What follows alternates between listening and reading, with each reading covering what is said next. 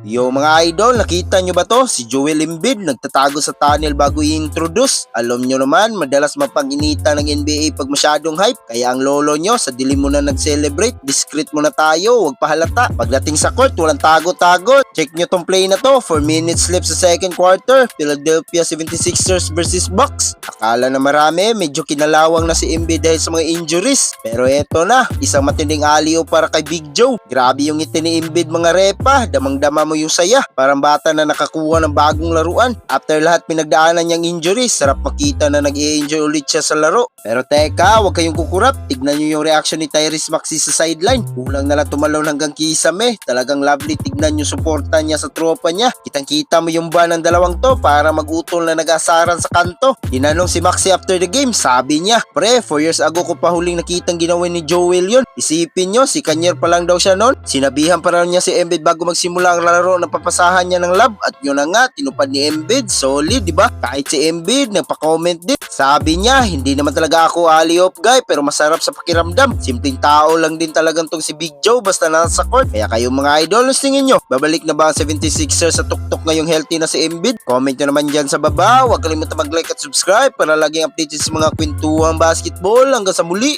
peace out!